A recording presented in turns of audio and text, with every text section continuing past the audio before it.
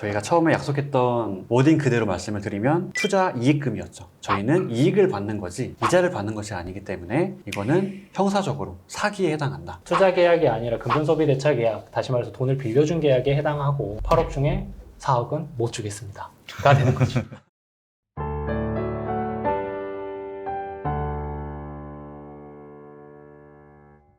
시청자 여러분 안녕하세요. 아마티아의 진행자 김대철입니다. 오늘은 부동산 개발과 개인 투자자 사이에 투자 이익금을 관련한 소송을 가지고 분쟁 케이스를 다뤄보도록 하겠습니다. 저희 아마티아에서는 시청자분들의 이해를 돕기 위해서 양측의 어떤 판이한 입장에 대해서 이 분쟁을 가지고 사건을 좀 재구성해서 다뤄보고 있습니다. 각 측 입장을 대변해 주실 변호사님 두 분을 먼저 인사드리도록 하겠습니다. 변호사님도 안녕하세요.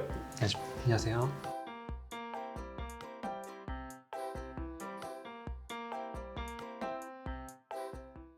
네, 그러면은 유석현 변호사님 혹시 이 사건이 구체적으로 좀 어떤 식으로 구성이 되어 있는지 좀 사건 개요를 좀 말씀해 주실 수 있을까요? 네, 제가 사건 개요에 대해서 간단하게 말씀을 드리겠습니다. 이 사건 같은 경우에는 의뢰인은 시행사의 대표님이셨고 그 시행사는 건물을 신축하고 분양하는 사업을 영위하고 있는 회사였습니다. 그런데 저희 시행사가 투자자로부터 20억 원의 투자금을 받게 되는데요. 저희가 약속하기로는 1년 뒤에 그 20억 원에 대해서 원금과 동시에 투자 이익금 8억 원을 돌려주기로 하는 약속을 합의하게 됩니다. 그런데 사업이 지연되면서 8억 원의 지급이 좀 불명확해졌죠. 근데 그 상황에서 드디어 분쟁이 시작되게 됩니다. 혹시 뭐 지연이 된 이유가 따로 있나요? 공사가 지연되는 이유에는 금융 자금을 조달하지 못해서가 가장 크고요. 사실 최근에는 이제 아무도 모르는 이유였지만 전쟁, 우크라이나 전쟁으로 인해서 공사 자재가 수급이 덜 되고 공사 자재 수급이 안 되다 보니까 공사 단가가 올라가고 단가가 올라가다 보니까 이제 금액을 맞추지 못해서 지연되는 경우가 비일비재하고요. 최근에 또 이슈가 많이 됐던 것에는 김포의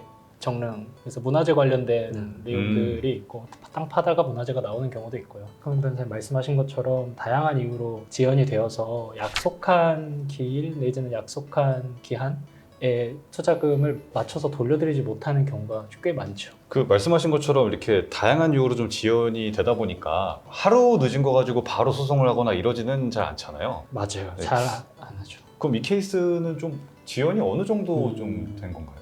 이 케이스는 사실은 2년, 3년 지난 건 아니고 약속한 1년 날짜가 다가오는 시점부터 해서 이 투자자가 봤을 때는 얘네가 그 시점에 못 돌려주겠다는 예상이 계속 드는 거죠. 실제로 1년이 딱 됐을 때도 못 돌려줬고 투자를 받은 시행사 쪽에서 언제까지 저희가 드리려고 합니다 라고 답변을 드렸는데 그 답변이 마음에 안 들었던 거죠. 그렇게 되면 이제 모르겠고 빨리 다 돌려줘라, 빨리 내놔라 라고 하면서 시행사 입장에서는 좀 겁을 줬던 거죠.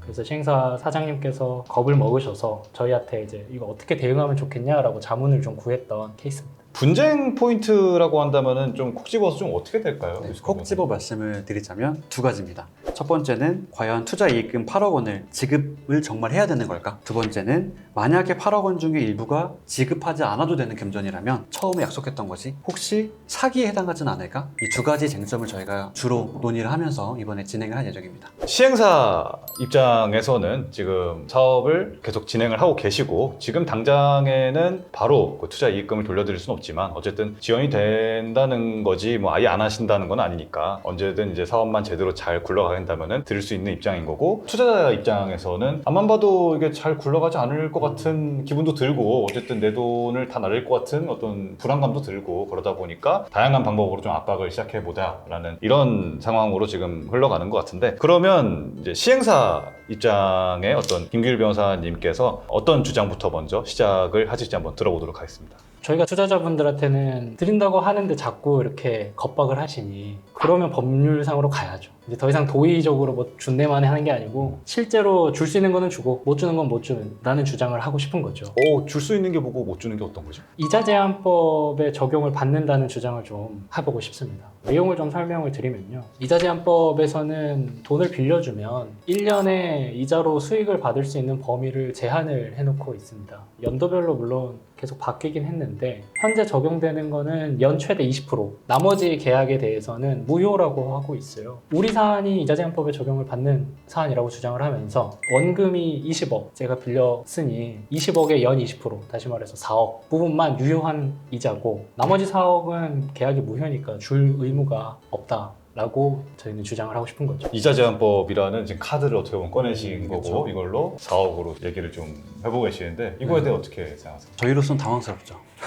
이제 자꾸 이제 이자 말씀하시는데 저희가 처음에 약속했던 것은 이자가 아니지 않았습니까? 저희가 처음에 약속했던 워딩 그대로 말씀을 드리면 투자 이익금이었죠. 저희는 이익을 받는 거지 이자를 받는 것이 아니기 때문에 제 생각에는 이것은 이자 제한법의 적용 자체를 받지 않는 사안으로 여겨지고요. 만약에 이자 제한법에 적용된다고 하더라도 처음에 8억을 약속할 때 그 처음부터 4억이 무효인 걸 알았지 않습니까? 근데 저한테 마치 8억을 줄 것처럼 돈을 받아가 놓고 갑자기 4억이 무효라고 주장하니까 이거는 형사적으로 사기에 해당한다.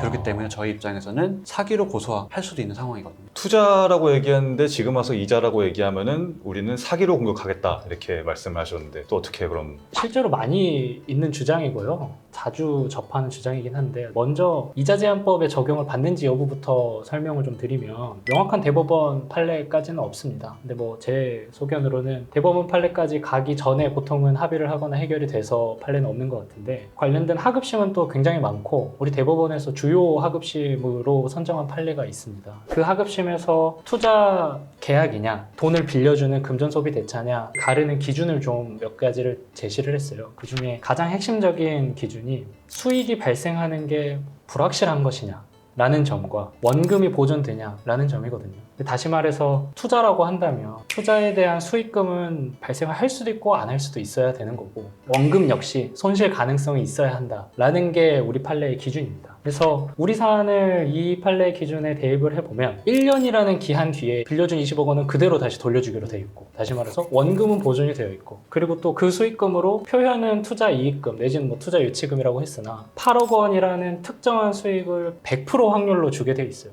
그러니까 다시 말해서 수익 발생이 확실한 거죠. 이렇게 되면 누군가에게 이게 돈을 빌려주는 겁니까? 투자를 한 겁니까? 라고 물어봤을 때 리스크를 감수하고 수익을 발생시키기 위해서 투자를 한 게 아니고 돈을 빌려주고 사실상 이자를 받은 것과 같다 라고 판단할 확률이 높은 거죠. 그래서 저희 사안도 시행사 변호사인 제가 봤을 때는 투자 계약이 아니라 금전소비 대차 계약, 다시 말해서 돈을 빌려준 계약에 해당하고 그렇다 보면 이자 제한법의 적용을 받게 되니 8억 중에 4억은 못 주겠습니다 가 되는 거죠. 그러니까 우리가 말은 투자로 한 거는 맞지만 이 모든 형식을 보니까 리스크도 없고 받는 돈도 확실하고 이거는 빌려준 거에 해당하기 때문에 이자에 적용받는 게 맞지 않느냐라고 이제 다 주장을 했습니다. 네. 이거에 대해서 어떻게 생각하시나요? 뭐 의견 맞는 말이긴 하네요.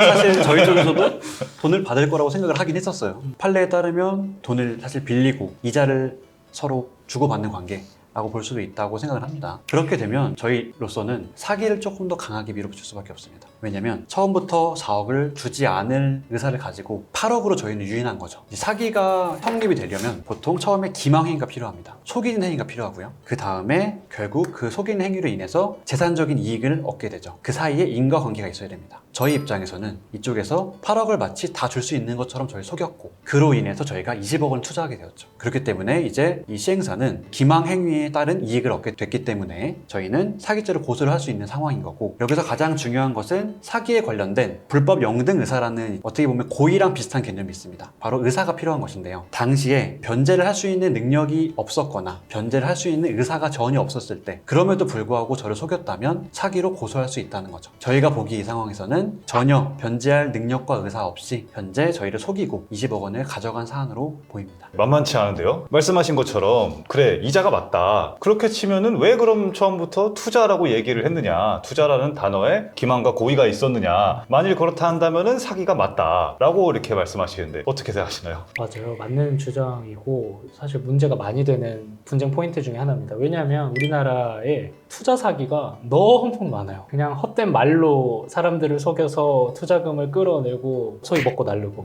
이런 케이스가 어제도 일어났고 그저께도 일어났고 내일도 일어날 것 같아요. 그래서 판례 법리가 명확하게 투자 사기 관련해서는 잘 쌓여져 있는데 그 중에 하나 이제 말씀 주신 불법 영득 의사에서 구체적으로 변제 의사가 없거나 아니면 약속한 기일 내에 능력이 없는데도 변제할 것처럼 거짓으로 말을 해야 되는 거거든요. 근데 이제 이거는 그 사람의 머릿속의 의도잖아요. 변제할 의사가 없는데 변제할 것처럼 기망했다. 이런 거는 그 사람의 마음속에 들어가 봐야 아는 거니까 우리 판례는 이런 내용을 판단할 때 객관적인 상황을 놓고 판단을 합니다. 근데 이제 우리 케이스를 보면 강남 3구 중에 하나에 있는 알짜인 토지에 사업을 진행하고 계시고 돈을 빌릴 때도 사업을 진행하고 계셨고 지금도 사업이 진척되고 있고 높은 확률로 앞으로도 사업이 될 것 같습니다. 라는 점을 고려하면 변제할 능력이 없는 채로 변제를 할 것처럼 다시 말해서 나중에 20억 원이랑 8억 원도 안 돌려줄 건데 20억 원 중에 뭐 4억 원 돌려주고 4억 원 안 주겠다 뭐 이런 복잡한 생각을 하신 것이 아니고 급하게 20억을 8억을 돌려주기로 하면서 쓰시고 주려고 했으나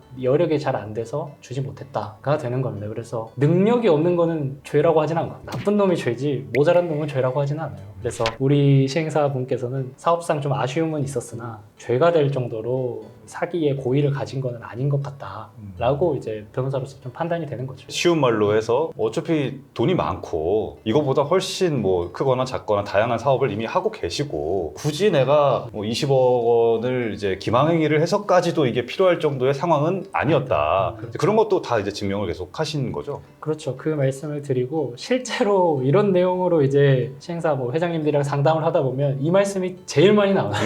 내가 돈도 많고 여기도 하고 저기도 하고 저기도 하는데 내가 이 지금 푼돈 가지고 이러겠냐라고 말씀을 하시는데 대신 이제 법리적으로는 제대로 말씀 주신 대로 증빙이나 항변을 하지 않으면 까딱하면 좀 고초를 겪을 위기가 있을 수 있으니까요. 좀 전문가의 조언을 받아서 대응을 하는 게 가장 좋죠. 그렇다 하십니다. 네. 맞는 말씀이십니다. 충분히 공감이 됐고요. 네네. 그래서 저희도 처음부터 투자할 때부터 사실 대표님을 믿고 투자한 거기도 하고 사실은 앞으로 사업 시행이 잘 될 것 같긴 합니다. 돈이 많다는 걸 더 보여줬으니까. 이 정도로 많으실 줄은 받겠네. 그럼 받을 수 있겠네. 네, 좀 저희 이렇게 일단 중간에 좀 합의가 되는 느낌으로. 네, 좀 기다려 보도록 하겠습니다. 조금만 기다려주십시오. 그럼 실제로 이 사건은 어떻게 마무리가 된 건가요? 실제로 이렇게 돼 있어요. 중간에 내용 증명이 막 왔다 갔다 하고 그다음에 뭐 고소를 한 해 만에 하면 사실은 마음이 상하셔요. 마음이 상해서 그래? 한번 끝까지 가보자라고 하셨다가 법리적으로도 서로 뭔가 여기까지는 내가 할 수 있다, 할 수 없다. 고소를 할 수 있다, 할 수 없다. 이게 다 서로 판단이 딱 되니까 이성을 찾았다고 하면 좀 과한 말씀이시고 조금은 차분하게 서로 두 분께서 터놓고 얘기도 하시고 하셔서 연장을 좀 해주시기로 하셨던 거죠. 그래서 실제로는 지금은 사업은 잘 진행되고 있는 걸로 저는 알고 있습니다. 어쨌든 시행사 입장에서는 정말로 8억을 줄 생각이었는데 조금만 기다려주면 되는 상황이었고 그것만 지금 필요한 상황이었고 여기서도 굳이 뭐 지금 당장 8억이 필요하다기보다는 안 주지 않을까? 사업이 안 되지 않을까? 뭐 여러 가지 생각 때문에 했던 건데 일단은 여기에 패도 다 받고 이쪽도 뭐 주장할 만큼 이제 했고 그러다 보니까 이제 어느 정도 대화로 좀 풀렸고 해서 모두가 원하는 어떤 윈윈의 결과로 그런 마무리가 된 좀 어떻게 보면 또 훈훈한 케이스라고 볼 수 있겠네요. 잘 없는 네.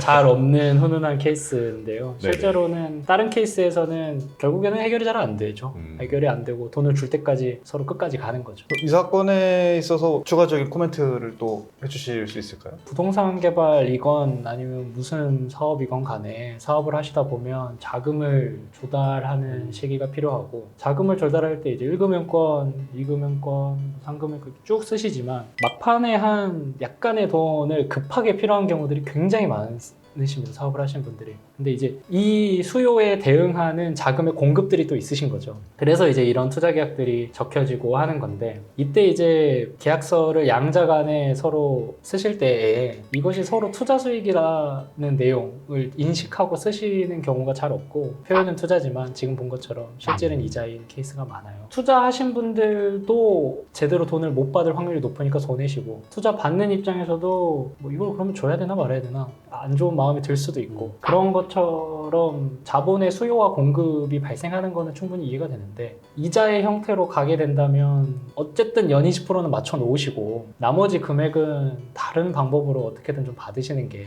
낫지 않나. 제가 뭐 편법을 조장한 건 아닙니다만 좀 어쩔 수 없는 부분이 있어요. 그래야 합법적인 범위 안에서 내가 원하는 수익률 내지는 수익을 창출할 수가 있게 되는 거죠. 애초에 그러면은 이런 계약을 하게 될 때부터 시행사의 입장이든 투자자의 입장이든 좀 전문 변호사의 상담을 충분히 받고 내가 당하지 않을 수 있는 그런 여러 가지 조항들을 걸어놓고 계약을 하는 게 좀 가장 중요하다고 볼 수 있겠네요. 이상으로 오늘 케이스는 여기서 마치도록 하겠습니다. 저희는 다음 시간에 좀 더 유익하고 재밌는 케이스로 다시 인사드리도록 하겠습니다. 오늘도 시청해주셔서 감사합니다.